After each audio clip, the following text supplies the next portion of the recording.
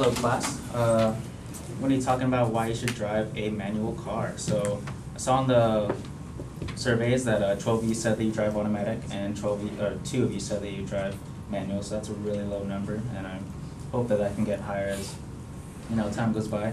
I'm going to talk to you about the benefits and the disadvantages of driving a manual car, and also what you can do to learn how to drive a manual car and how it's going to help you along the road. So the disadvantages first. If you're like on a hill and you're probably, like you're on a steep hill, like on those, sometimes you have those roads where it's just like straight down. You don't know how anyone's gonna walk down this road. Like, how's anybody gonna walk down it and then take a skateboard down it and then still survive? I don't know how, but if you're in a car, it's 100 times more scary because you're going the wrong way and you're falling backwards. But that's a personal experience for me. But imagine this for a second. You're in the movie, scary movie, for example, and you run to a car for a quick escape. But guess what? The car is stick, and you can't drive it. So I guess you're gonna need to start running, and you need cardio if anyone remembers from Zombieland. So if you don't got cardio, then I don't know. But so some of the things. So let's say you can't drive stick in that situation. You can't drive stick. So, situation, you're running with your friends in a manual car and the driver's afraid he won't make the drive home. This is another one, usually a more realistic one than scary movie, sorry about that. But example, like your friend is trying to drive home and he's the one that drove and he's the one that had the manual car. And he can't drive and he's looking to you guys, oh, who can drive a manual car? And you all say, none of us.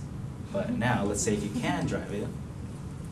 Now, with your ability to drive manual, there are more friends to help make the drive home, and you can not worry about having to stay at that location for how long until it gets better or is able to drive home, and you guys can make it safely home. These are some like visualizations of like what it looks like to drive stick. It's kind of zoomed in a little bit, but for the automatic, it is a stick car, but he has his hands on like 10 and 2. You know how like that's driver's license standard. You need to have it on 10 and 2. I'm pretty sure none of us do, but that's the standard. And then if you're 12 to stick, that's what I call it. But you'd have your hand on the stick probably like 90% of the time. I usually have it there all the time because if I have it on the steering wheel, I get used to driving automatic again. But some of the benefits of driving stick, you can get a better understanding of your car. Keeps you alert on the road because you don't have that extra limb to kind of keep you unfocused if you're driving an automatic car. Makes you feel adventurous, if you are one to look for challenges and one to look for something new to learn, this could be that something new. Also, if a thief tries to break into your car, it's going to make their day a whole lot messier if they need to break into a stick shift car. Usually if it's an automatic car, that's what they'll try and look for, and that's what will make their day easier, like, oh, I can steal this car easier if I don't gotta drive a stick car, because most of them don't drive stick.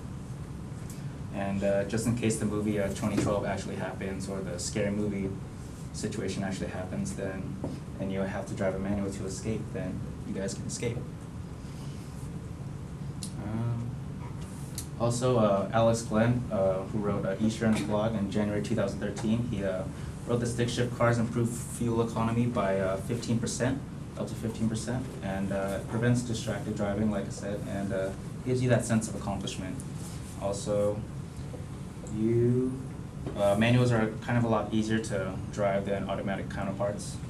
Leah Knapp also said in a Car Sense article in March 2015, no one's really going to ask to borrow your car if it's a stick shift car. Sometimes people ask to borrow your car. It's like, why you got to borrow my car? But if stick shift, it's, ooh, I'm not going to borrow that person's car. I'm just going to swerve and find an automatic car.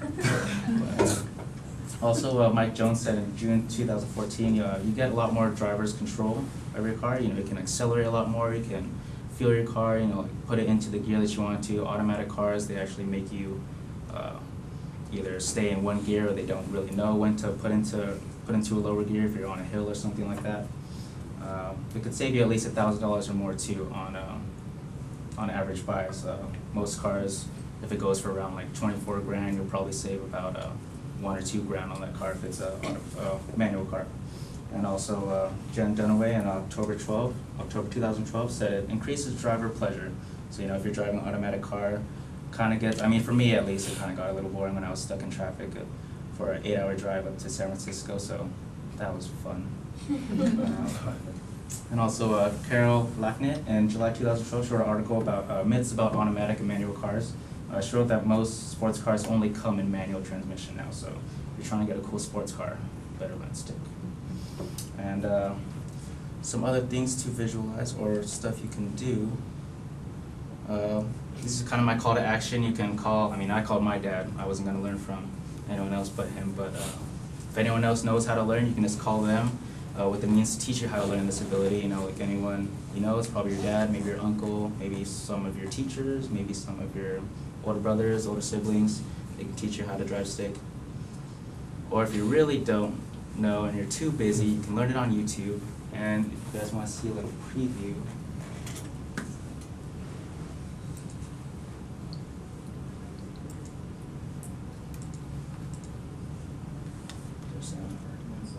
this is just kind of what it kind of feels like to drive a car. This gentleman is driving a Honda Civic SI, I believe. Manual transmission car. You'll slot your foot all the way down the clutch, and you want to either turn your key or press your engine start stop button, and the car will start right off.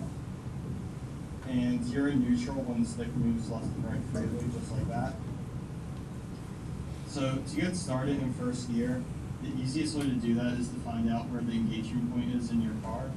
So to do that, you want to put the clutch all the way in, go into first gear, and then without using any gas, you just want to very slowly let the clutch out.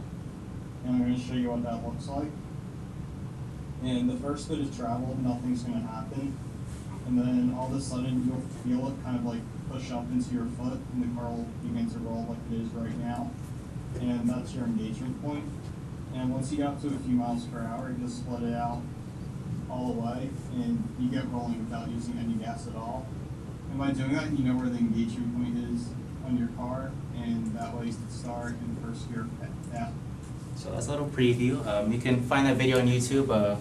Kind of just search in how to drive stick.